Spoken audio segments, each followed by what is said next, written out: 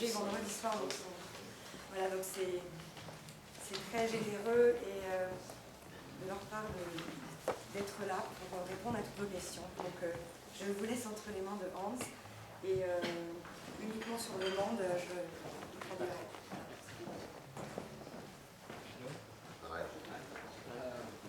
How have you been contacted for this movie festival in Paris, and what is the reason that made you want to come? Europe sent me an email and saying, do I want to come to Paris? And I said, yes. I actually thought it was next year. I didn't read the email too well. I'm in the middle of a movie and I thought it was next year. And then somebody said, oh, you got to go to Paris on Friday. Okay, I have to have a meeting with the director. So I just said to the director, oh, I have to go and catch a plane to Paris. Bye. But it was really, and Marco, we are friends and we're neighbors. In fact, I noticed yesterday that 2/3 of the people that live in our street are at this hotel at the moment. I don't know why that is, but we never see each other at home. Did you begin to work on Man of Steel? That is what I'm working on. Yes, and what can you tell us? What kind of, what kind of theme, what kind of score? No, I can't tell you because I don't know myself. I mean, it's like, right now the laboratory doors are wide open and it's all like experiment and trying to do. What does Zack Snyder want? Does he want for? He wants me to come up with some ideas. And, there's always this misconception that the director tells the composer what to do. It doesn't work like this. The director, the composer is supposed to come up with the ideas that the director can't come up with.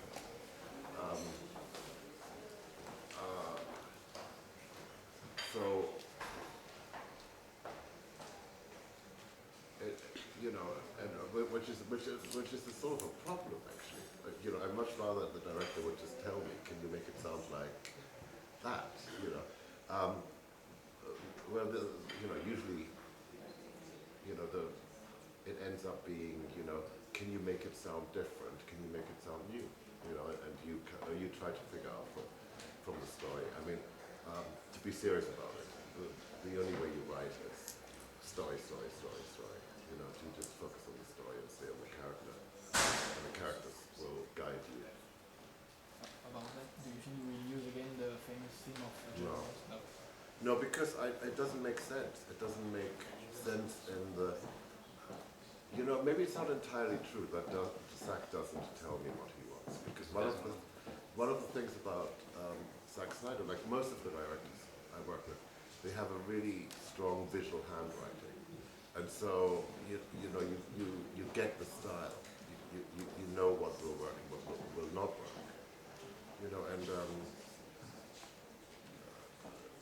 So you take that on board very much. I take his color scheme very much on board in the way he thinks of the movie.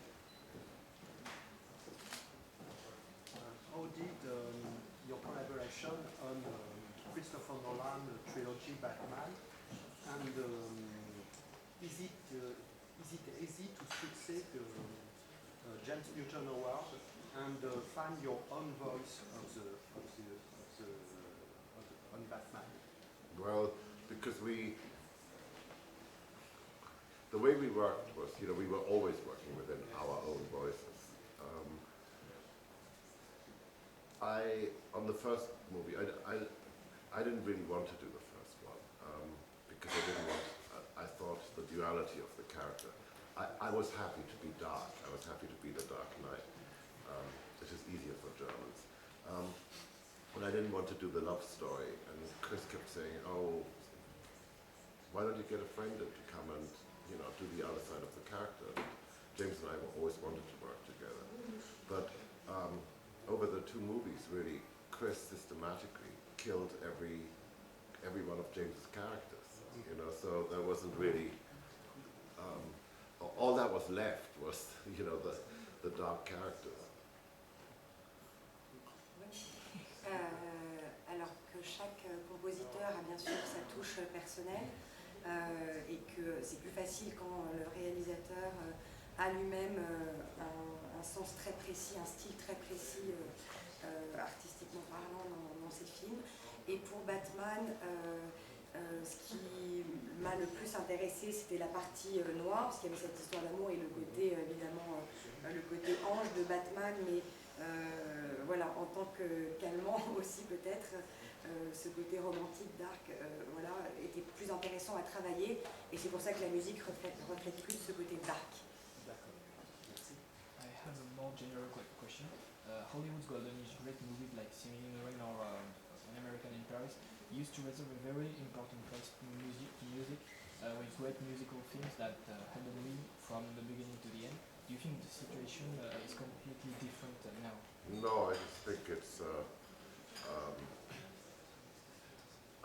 I just think because we had this idea of a very small motif for Batman that everybody was copying it. That every movie right now sounds the same. So that's why, Man of Steel, I'm going to try to do something different. I have a very long theme. Sorry. Will you reference the John Williams No. theme? Absolutely not. Absolutely not. Do you think? Because there's no point. There's no.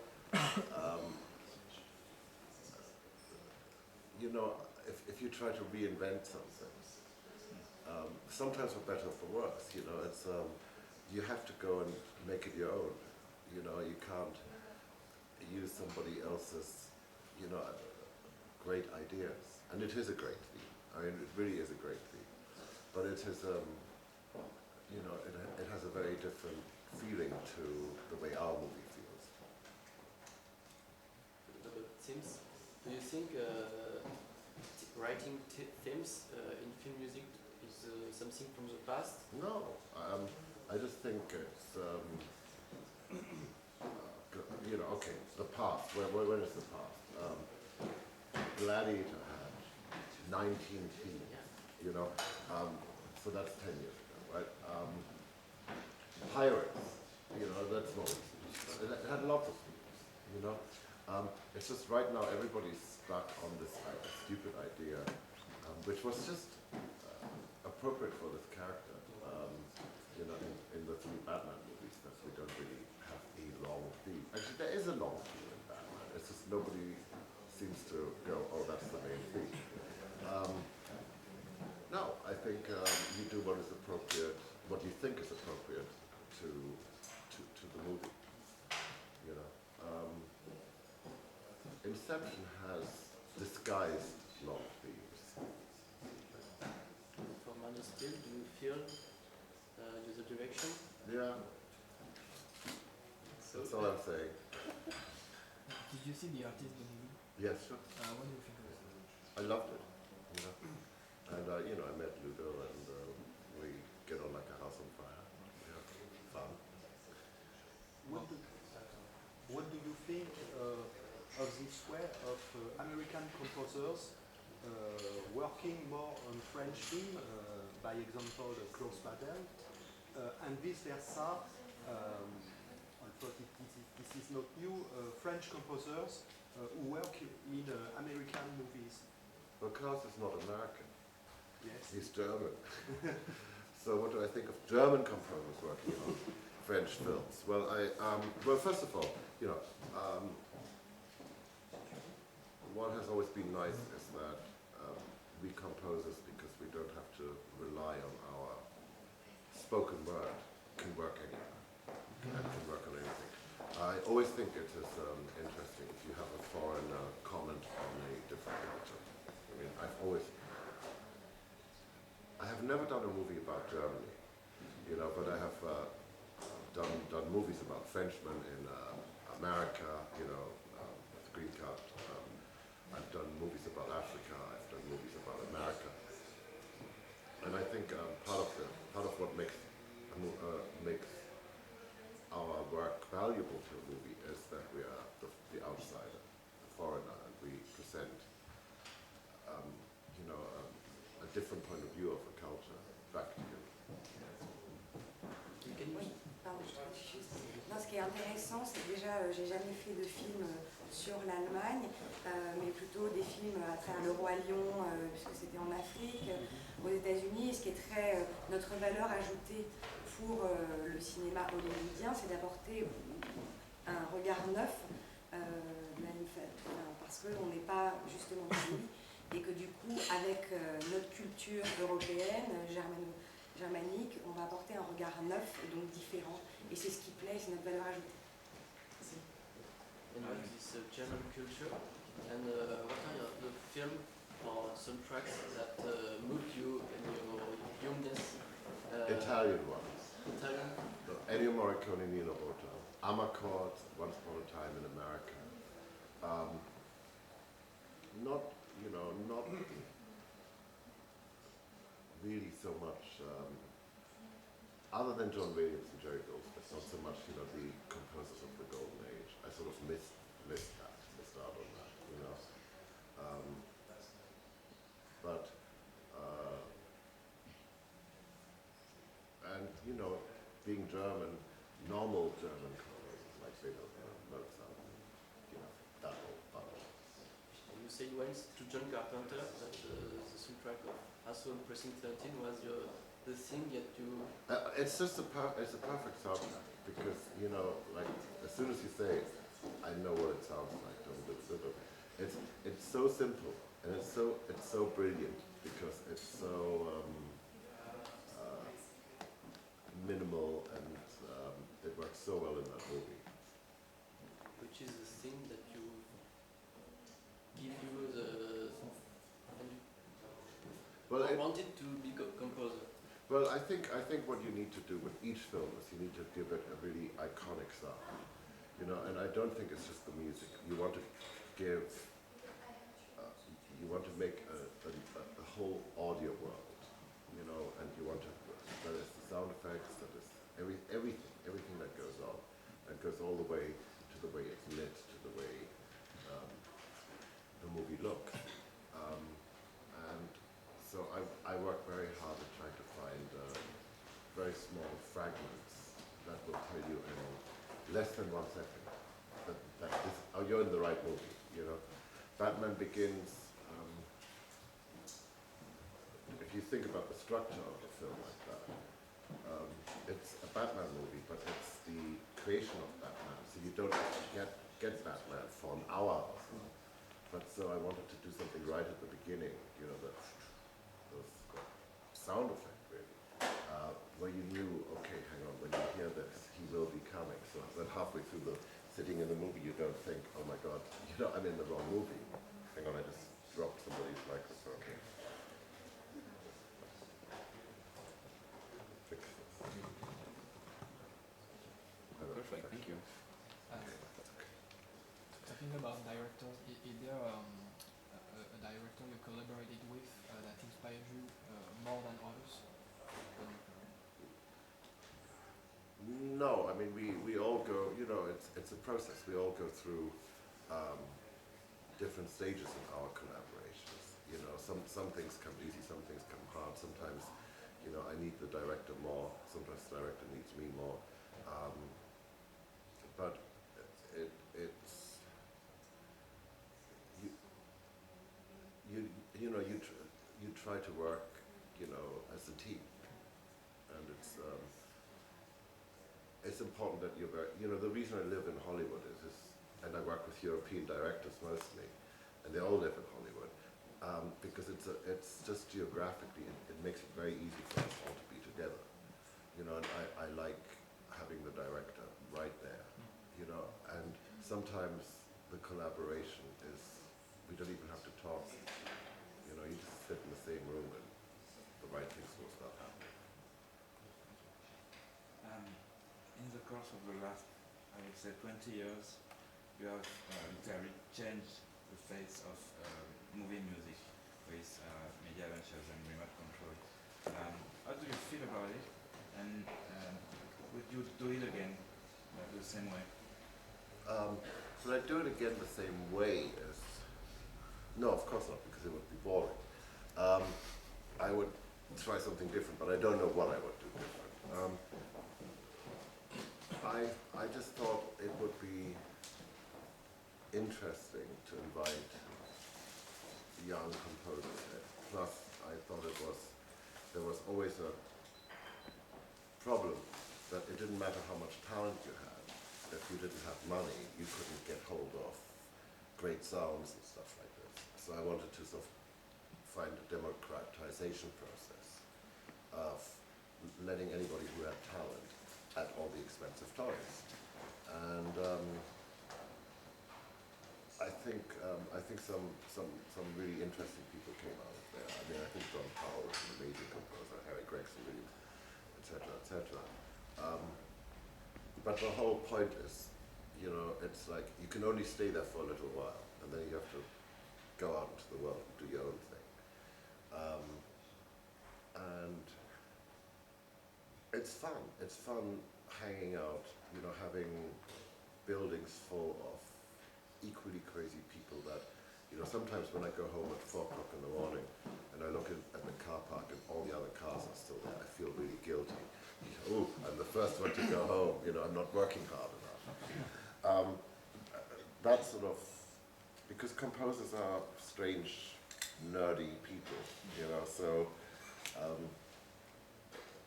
and just to be able to talk about music, you know, because music comes first in our lives. So it's really nice to have other people who want to be part of that conversation. So you don't miss the time when you were a young composer working alone in a dark room? No, hated it. Hated it. Because I come from bands, you know, where you always work with other people. And I always like the idea that, you know, I like the idea of play. Music is playing, and playing is with other people, you know, and music comes to life when you have other musicians around you. And ideas come alive when you have other musicians. The greatest thing about having collaborators, having other people there, is when I sit there by myself writing something, I'm never alone, because there's always a critic on my shoulder saying, don't do this, no, this is too crazy, don't do it. You know, and it's great to just open the door and there's a Harry Gregson Williams walking around and saying, hey Harry, come have a listen to this, what do you think of this? And I'm going, no, that's great, push it more. You know, so they help you have the courage to go and try new experiments, because sometimes you don't want to use the director for this. And so, do you think that Stanley Myers do for you at your beginning is similar what you do now for others? Absolutely. You Absolutely. continue the shape? Yeah, absolutely. I mean, that's where it really started. And if you think about it, it's quite a practical process of learning about film. Because when I started with Stanley as his assistant, on the first day I was in a room with Nick Rogue, you know, one of the great directors, and they were talking about the scene and you know, how the music should work. And so there was a problem, you know, an unsolved problem. This piece of music was not written. They didn't even know what the tone would be or whatever. You know, I just sat there, and it's very different than going to school where somebody really tells you about, you know, gives you a problem that has already been solved. And just being in a room with people who you learn how to problem solve, you know that nothing is impossible. And that's what we do very much with, you know, people who come and work in our studio. You know, you make the coffee, but you get to sit in a meeting with Chris Nolan or, you know, Zack Snyder or whoever, you know, and even if you don't say anything, somehow your presence is still part of solving the problem. And so I think that's it. Because I have given, you know, like lectures, etc. at universities where they teach film music, film. And it really is amazing how little they know about the real world. You know, while with us, it's always real world.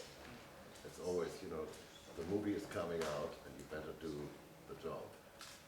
And to be instrumentist, it's a good lesson to begin to Yeah, because I think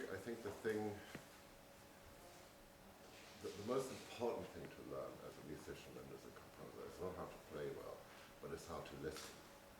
And one of the things is when you're a young assistant or something and you're sitting in the room, your job is to listen, and your job is to hear the process and learn the process and listen and figure out why some things work, why things don't work.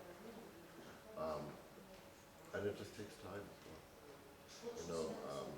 I remember the first things I was writing with Stanley. They were horrible. But, after a while they got a little better. Because I learned something. And unfortunately, everything takes time. And you just have to commit to spending that time. And at the same time, I think it's important that people who have a good career give time to other people. And not everybody works out. Some people are really talented, and it still doesn't work out. There's so many factors in it. There's so many factors you can't put into words, but if you're in the room and you're just observing, maybe you get some hint of why it could work out.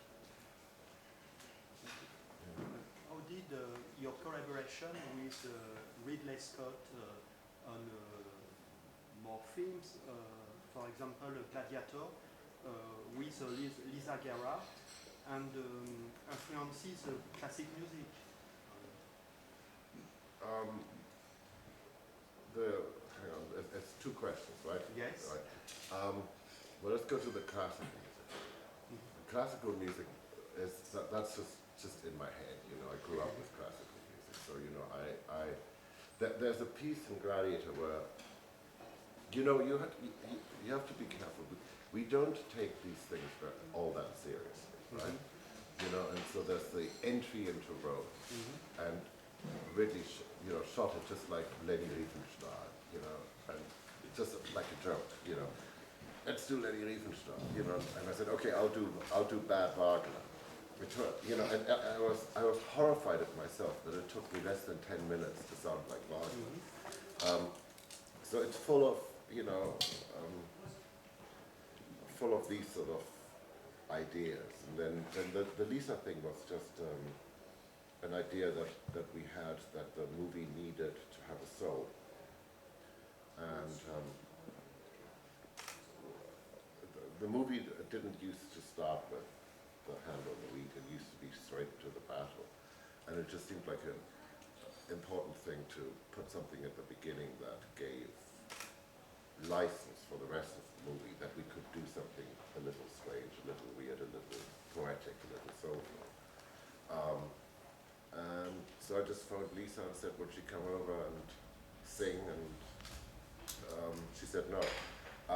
So we sent her the movie, and then she said yes, and then she was supposed to come for 3 days, and she stayed for 3 months. And she's still my friend. Alors la musique classique fait partie de moi entièrement, et pour ce film en particulier, l'idée c'était de donner un petit peu une âme, que ce soit pas une bataille, notamment la première scène du film, et donc lui donner une dimension de poésie, poétique. Donc c'est pour ça qu'on s'est dit, allez, je vais faire du mauvais Wagner, et ça m'a surpris moi-même que j'ai pu faire voilà, une sorte de Wagner, mais en tout cas l'idée était d'apporter vraiment de la poésie voilà, dans ce film, voilà, qui lui donne un côté romantique. About the release of the Dark Knight Rises, about the soundtrack. Can you tell us why, if you want all the music, you have to buy the CD, download iTunes bonus tracks, the iPhone suits, and so on and so on? Do you have any control on that? I have some control. Part of the problem is I got fed up with the fans saying we want what's in the movie, because what I'm interested in and what Chris actually is interested in is the pieces of music I write that make up the DNA of what ultimately will become the soundtrack for the movie. So I thought, okay, this is what I'm going to do. I'm going to go and make a really normal soundtrack album. I'm just just going to try to be as linear as possible about putting the music on.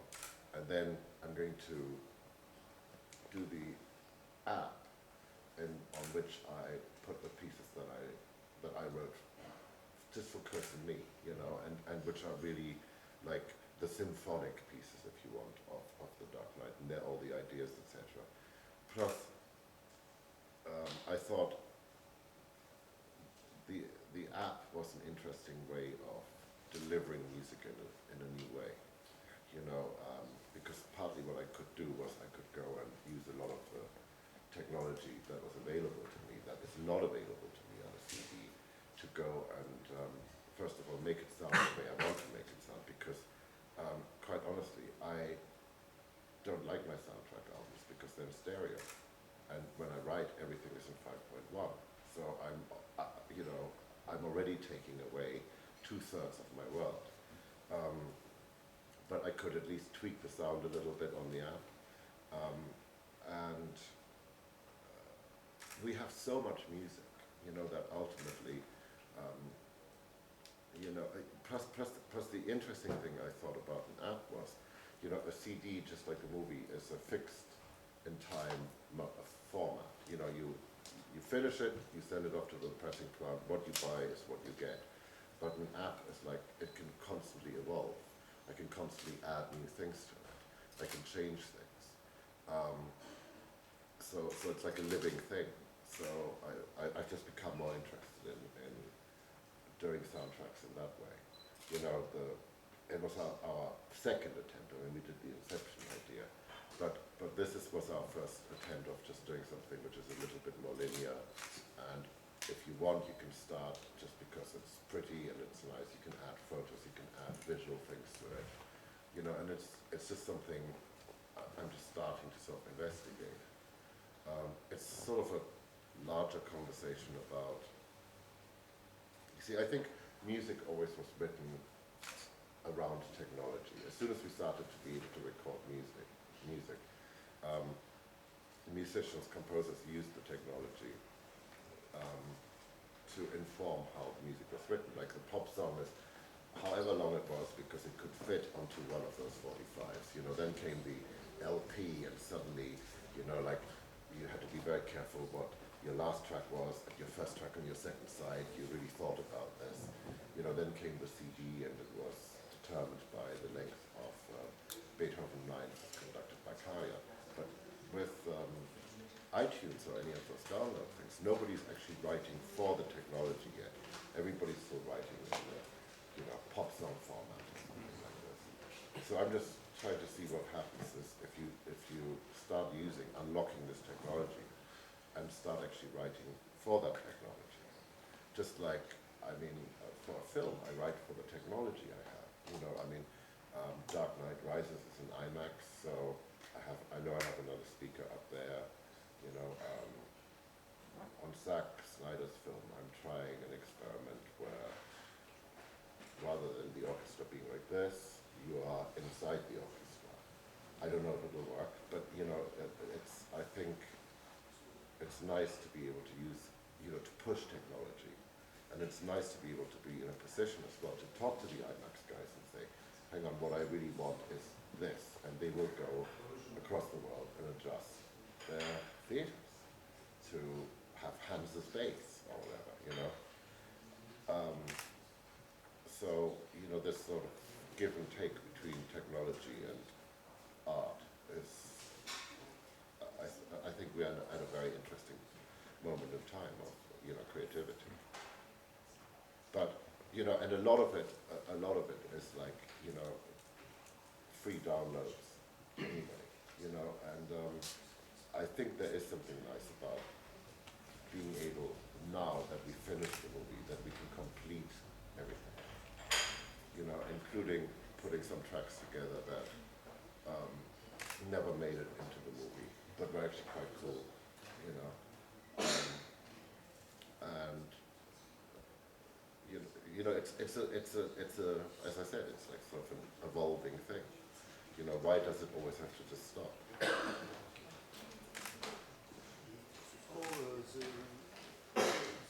What's the importance of the guitar in your music, more music.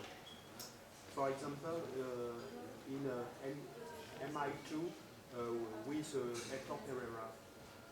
No, that was just because,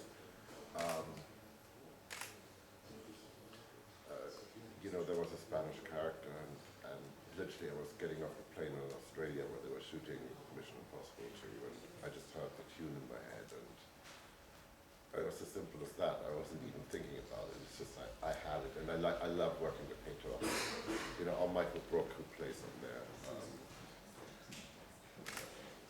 So, I come from rock and roll. Guitars are important element, and I think they are, they're very much part of our modern vocabulary, and so I see nothing wrong with, whatever makes a noise is okay with me. It can become part of the score. Oui, j'ai adoré travailler avec Hector et la guitare dans l'harmonie musicale moderne, elle est indispensable. Donc, quel que soit le son d'une guitare, elle sera à mes yeux importante. Actually, there's one other thing about guitars, and it goes about all music. When you think about orchestral music, you think about the strings, you think about the brass, you think about the woodwinds, but you never think about the individual players. When you think about guitar, you don't say Peter is just guitar, or Johnny Marr in Inception is just guitar. You cast the player.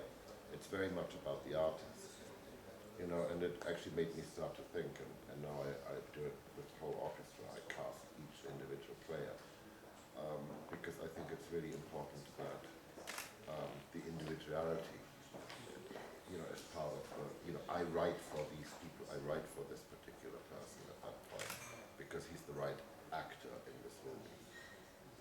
Ce qui est important, c'est le casting, parce qu'on a envie de détacher les instruments dans l'orchestre, etc. Mais ce qui compte, c'est vraiment l'interprète et la personnalité. Et c'est la personnalité qui va donc guider le son et donc va donner une valeur ajoutée. Voilà. Et ce que j'avais oublié de dire, c'est que Hans vient du rock et c'est pour ça que la guitare est si importante à ses yeux. You say sometimes you first compose a score for the orchestra, and after recording the orchestra, you double it with synthesizers. No, it's the other way around.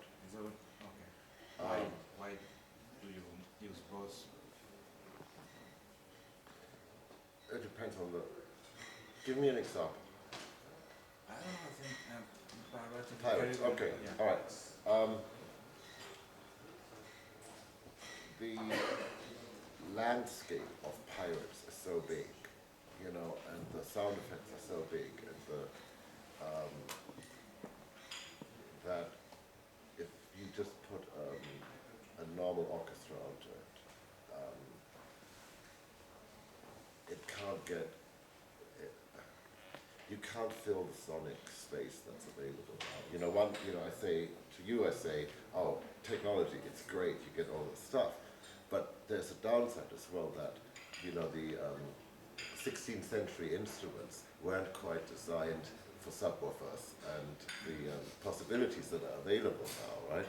So, the sound effects guys go out and they got all these toys and all that stuff, and they can make an incredible racket, and I got a little violin going. So, plus, remember, I do a recording, which is very different from a live performance. When you go and see an orchestra, there's a untranslatable German way of saying it. Das Auge hört mit, the eye is listening at the same time as the ear. You see, what you see, and what you hear is interrelated. And so when Gore Verbinski, who is not known for small chamber scenes, well, actually we have done a small chamber thing, but it's like when you have a sea battle with a maelstrom going on and monsters and stuff like this, you have to entered the world of surrealism in a certain way. And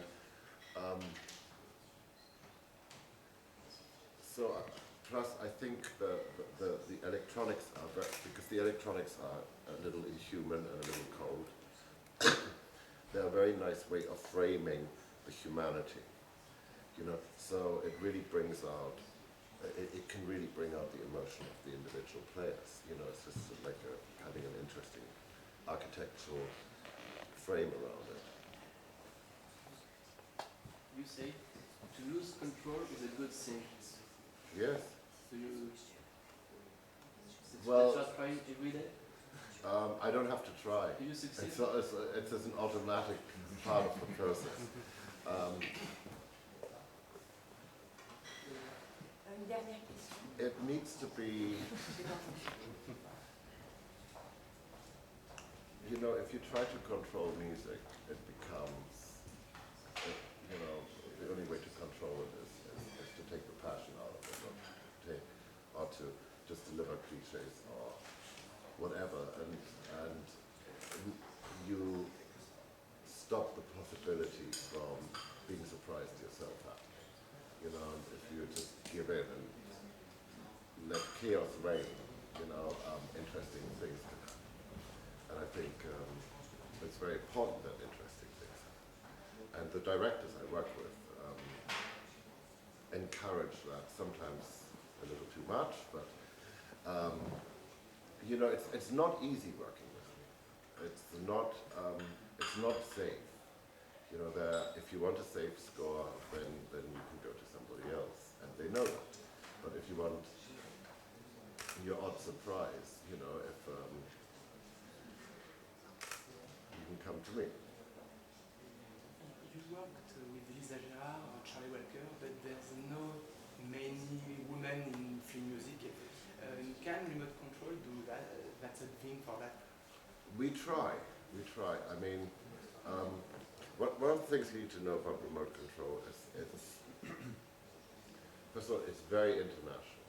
We, you know, we have lots of rooms with lots of composers, and there's never a name on the door, but there's always, you know, the flag of the country, because we're from so many different places, and there are a couple of young female composers now, and I never think about it. I never, you know, like, you either write good music or you don't, you know, or you do make something exciting happen, or you don't. But I mean, you know, the world is still, it is not easy for look at you guys, all right? Thank God you came. Can you ask something?